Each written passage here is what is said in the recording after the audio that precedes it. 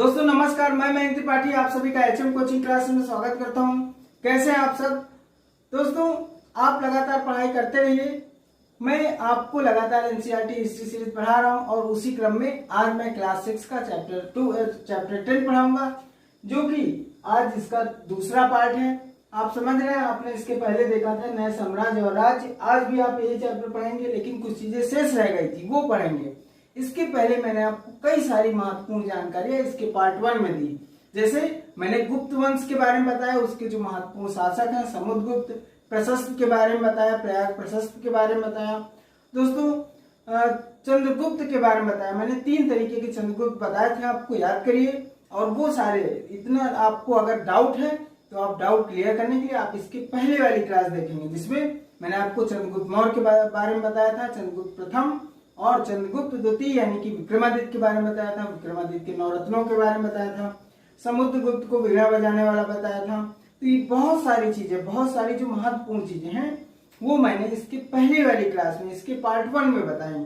ठीक, हर्षवर्धन के बारे में बताया कि हर्षवर्धन और चालुक्य शासक पुलकेशिन द्वितीय के बीच नर्मदा तट पर युद्ध होता है, जिसमें हर्षवर्धन हार जाता है। हर्षवर्धन भारत का अंतिम हिंदू शासक था। इसके बाद आप मान सकते हैं मुसलमानों का शासन चालू होता है।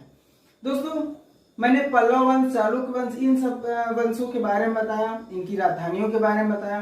तो जो सारी चीजें महत्वपूर्ण थी इसके पहले क्लास में था। कुछ महत्वपूर्ण फैक्ट और बचा है जो कि देख लीजिए, इसके बाद ये क्लास खत्म होती है।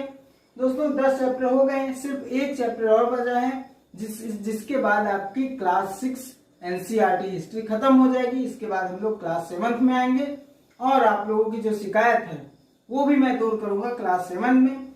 आप कहते हैं ना कि इसके साथ हमें इंग्लिश भी बताया करिए, तो वो सारी चीजें मैं क्लास 7 से चालू कर रहा हूँ। ठीक है, यहाँ पे एक नए प्रकार की सेना की बात हो रही है। अभी तक आप जो सेना देख रहे थे इसके पहले की क्लासों में या क्लास 6 में आपने जितनी भी हिस्ट्री पढ़ी उसमें यही पढ़ा है कि पैदल सेना होती थी, हाथी वाली सेना होती थी, घुड़सवार सैनिक होते थे, उसे घोड़े वाली सेना कहते थे।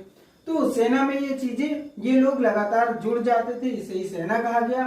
सेनाएं कई तरीके की होती थी, मैंने बता ही दिया। लेकिन आज हम लोग देखेंगे सामंतों के बारे में। सामंत क्या है? सामंत एक तरीके से सेना नायक है। वो सेना नायक जो रिजर्व रहता है, जिसको राजा वेतन नहीं देता है। इन सेना नायकों को वेतन नहीं देना पड़ता था, ये लोग रिजर्व रहते थे। एक तरीके से आप ये मान सकते हैं, जब राजा को जरूरत होगी तो सामंत जाएगा अपने सैनिकों के साथ और राजा की सेना में जुड़ जाएगा।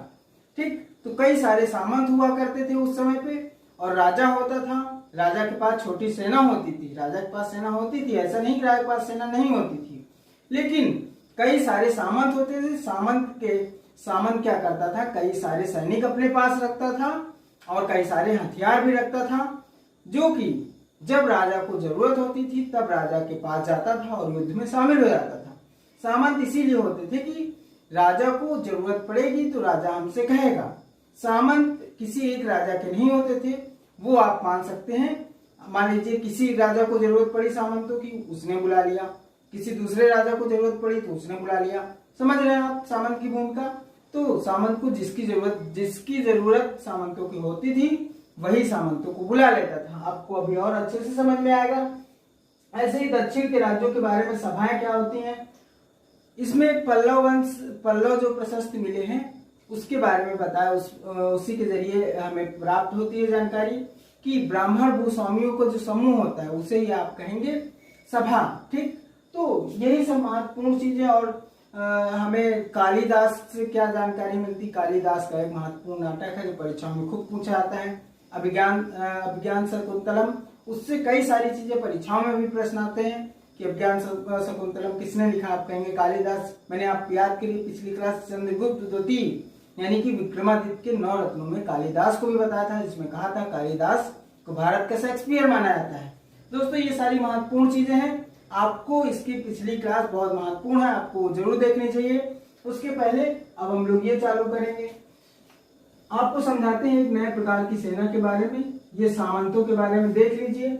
ये सेना नायक होते। सामंत कौन होते थे? सेना नायक होते थे, जो राजा को आवश्यकता पड़ने पर सैनिक सहायता दिया करते थे। राजा को जब जरूरत होगी तब सैनिक सहायता दे देंगे ये लोग, क्योंकि ये सेना नायक है, इनके साथ बहुत सारी सेना है। इनको नियमित वेतन नहीं दिया जाता था, सेना नायकों की बात कर रहा हूँ, सेना नायकों को नियमित वेतन नहीं दिया जाता था, बदले में कुछ भूमिदान दिया जाता था। राजा वेतन न देके इनको भूमि दे देता था दान में, ठीक। इसी से ये कर वसूलते थे, जिससे वे सेना तथा घोड़ों की देखभाल करते थे। दोस्तों, जब भूमिदान मिलेगा तो ये भूमिदान इनको मिल गया, इनके पास भूमि हो गई, तो उस भूमि से ये कर वसूलेंगे और उसी से अपना काम चलाएंगे, ठीक। सेना तथा घोड़ों की देखभाल करते थे। इनके पास सेनाएं थी, बहुत कई सारे सैनिक थे, घोड़े थे, ठीक है, तो उन्हीं की देखभाल करेंगे। साथ ही वे इससे युद्ध के लिए हथियार जुटाते थे। जब कर आएगा तो हथियार भी जुटा लेंगे। इस तरह के व्यक्ति सामंत कहलाते थे। जो ये सब करता था, सेना नायक होता था, उसे ही सामंत कहेंगे, ठीक। जहां कहीं भी शासक दुर्बल होते थे, ये सामंत स्वतंत्र होने की कोशिश करते थे। बहुत महत्वपूर्ण पॉइंट दोस्तों, अगर शासक यानी कि राजा ही दुर्बल है और ये सामंत अगर प्रबल हो गया, ज्यादा शक्तिशाली हो गया राजा से, सामंत समझ लेता था कि राजा शक्तिशाली है या दुर्बल है।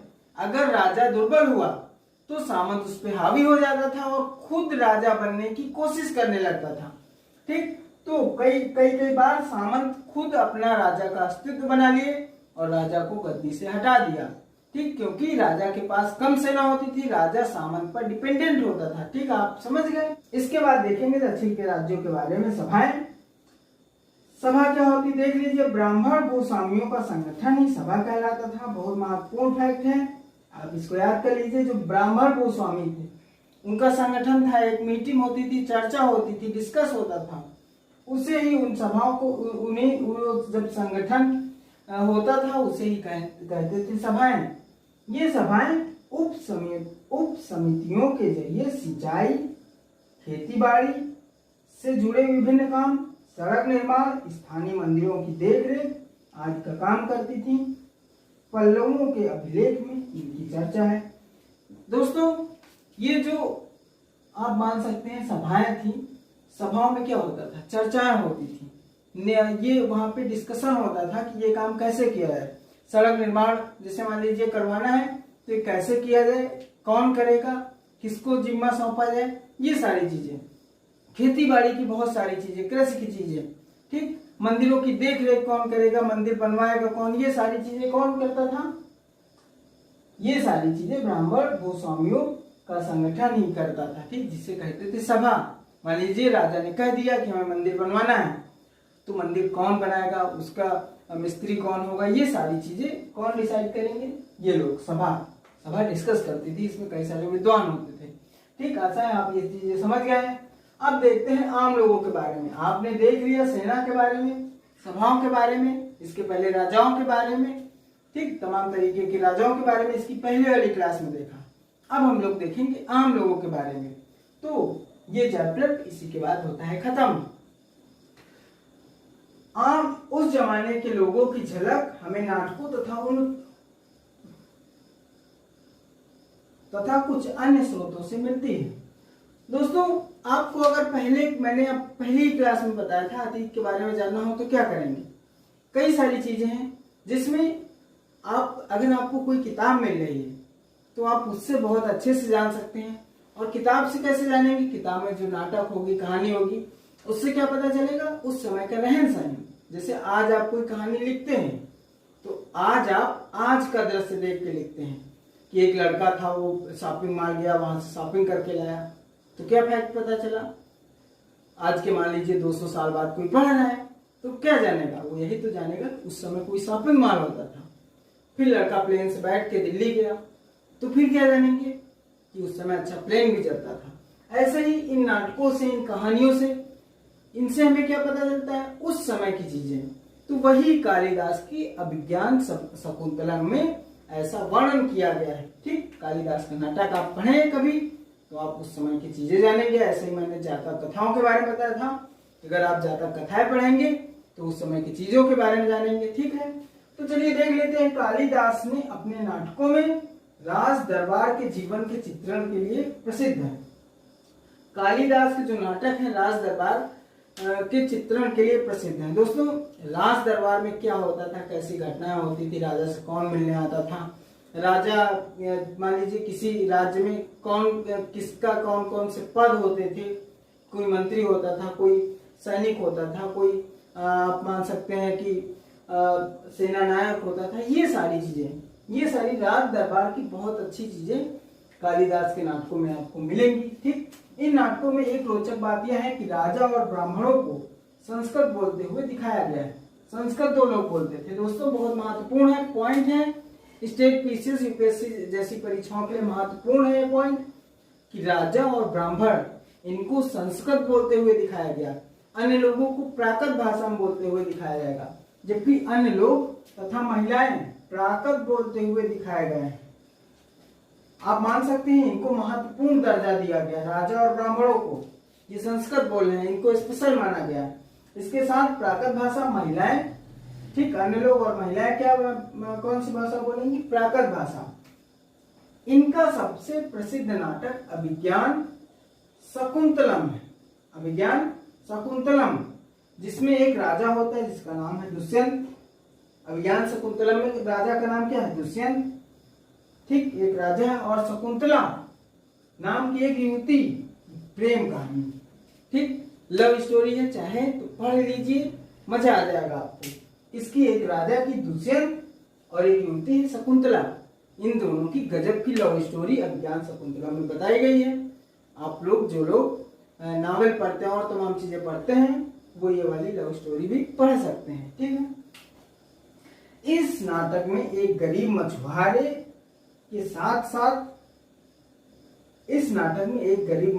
के साथ राज कर्मचारियों से दुर्व्यवहार की बात कही गई। दोस्तों, जब नाटक मान लीजिए लिख रहे हैं कालिदास, तो उसमें जो घटनाएं होंगी वो भी लिखेंगे, और ऐसी घटना का वर्णन किया है जिसमें एक मछुआरा बहुत गरीब है, जिससे राज कर्मचारी दुर्व्यवहार करते हैं। तो ऐसी तमाम चीजें आपको कालिदास के अभिज्ञान शकुंतला में मिलेंगी। दोस्तों, इंटरेस्टिंग है, पूरी क्लास आपको समझ में आई होगी। आज से ये चैप्टर होता है खत्म, इस क्लास के बाद ये चैप्टर खत्म है। दोस्तों, वीडियो कैसे लग रहे हैं आप सपोर्ट जरूर करिए, वीडियो को लाइक करिए, कमेंट करिए, आप हमें सुझाव दीजिए और चैनल को शेयर करिए, जिससे चैनल की पहुंच ज्यादातर लोगों तक पहुंचे और वो हमें सपोर्ट करे। हमें आपके सपोर्ट की जरूरत है। दोस्तों, आपका एक सुझाव आया कि सर इंग्लिश भी इंक्लूड किया करिए, सिर्फ हिंदी नहीं, तो मैं उसको फॉलो करने जा रहा हूँ। ठीक, आपके सुझाव सर्वोपरि हमारे, आप ऐसे ही सुझाव दिया करिए। ठीक है, तो इसके बाद आप अन्यत्र पढ़ेंगे, जो मैंने बताया कि अन्यत्र आपके लिए बहुत महत्वपूर्ण है। अन्यत्र आप जरूर पढ़ा करिए। ठीक है, अन्यत्र पढ़ेंगे, ये आपकी जिम्मेदारी है।